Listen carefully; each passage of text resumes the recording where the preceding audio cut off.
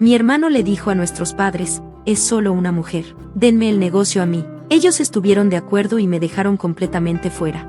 Estaba destrozada, pero entonces el abogado sonrió y dijo, en realidad, tu abuelo dejó algo especialmente para ti.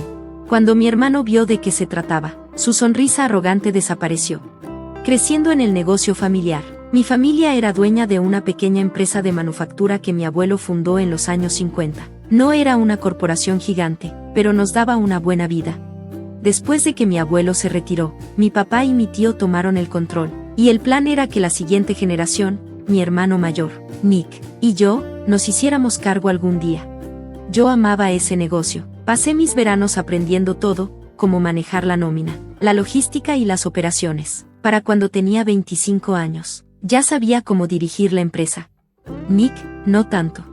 Él pensaba que merecía la empresa solo por ser el hijo mayor. Se la pasó de fiesta en la universidad, apenas si pasó sus materias, y consiguió un título en negocios que nunca usó de verdad. Mientras yo trabajaba semanas de 60 horas, Nick llegaba tarde, se sentaba en algunas reuniones y luego se iba a jugar golf o a beber con sus amigos. Aún así, yo creía que mis padres serían justos. Me equivoqué.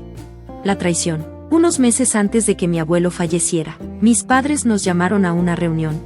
Desde que me senté a la mesa, sentí un mal presentimiento porque Nick tenía una sonrisa de autosuficiencia. Entonces mi papá dijo, hemos decidido que Nick tomará el control de la empresa cuando nos retiremos. Creí que había escuchado mal. ¿Qué? ¿Y yo?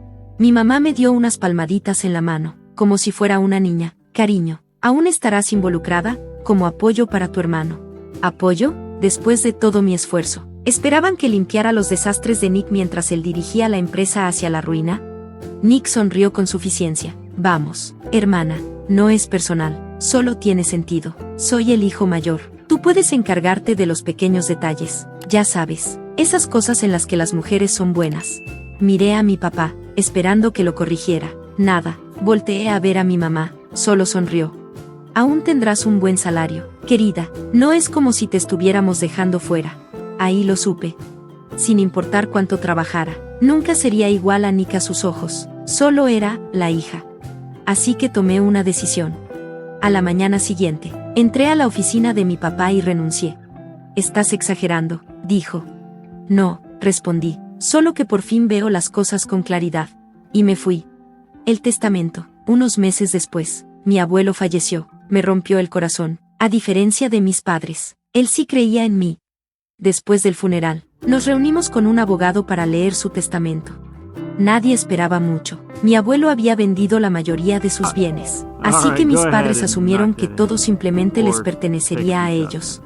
El abogado repasó lo habitual, donaciones, regalos sentimentales, hasta que llegó a mí. A mi nieta, leyó, le dejo algo que sé que apreciará. No esperaba nada. Pero entonces el abogado sacó otra carpeta.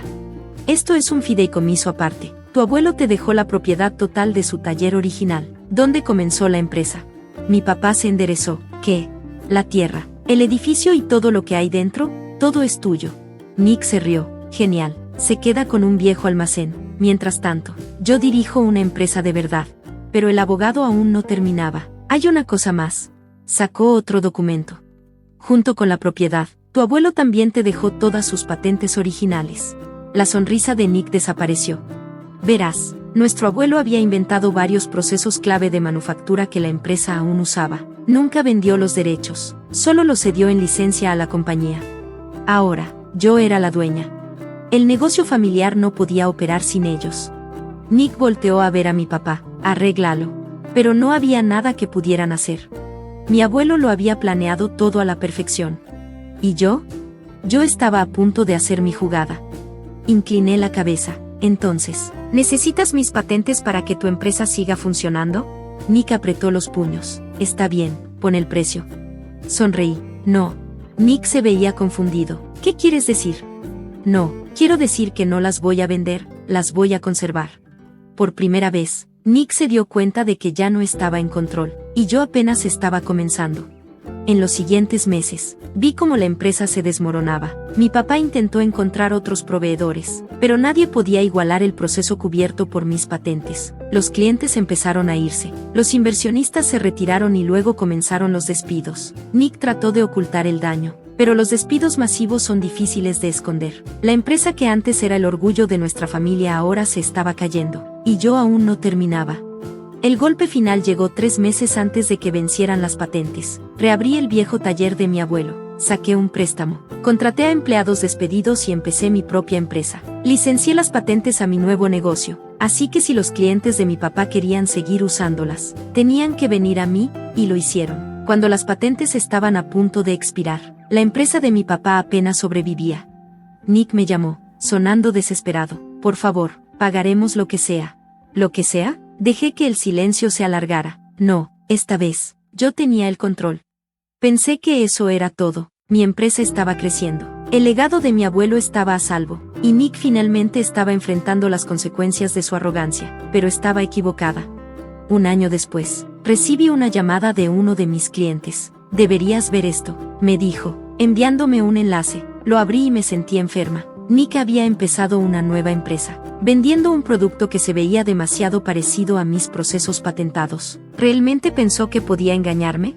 Contraté a un especialista y, efectivamente, Nick había robado mi tecnología. Uno de mis empleados había estado trabajando en secreto para Nick, pasándole diseños confidenciales. Estaba furiosa.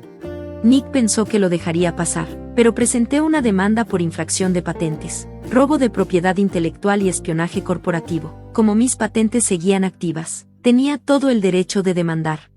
Nick trató de retrasarlo, pero las pruebas eran claras: correos electrónicos, documentos y el testimonio del empleado que se volvió en su contra. Estaba acabado. El juez no solo falló a mi favor, destruyó a Nick. Sus productos robados tuvieron que ser retirados del mercado, y se le ordenó pagar millones. Lo peor de todo, fue que se le prohibió trabajar en mi industria durante 10 años. El nuevo negocio de Nick se acabó antes de empezar. En cuanto al empleado que me traicionó, me aseguré de que fuera incluido en la lista negra.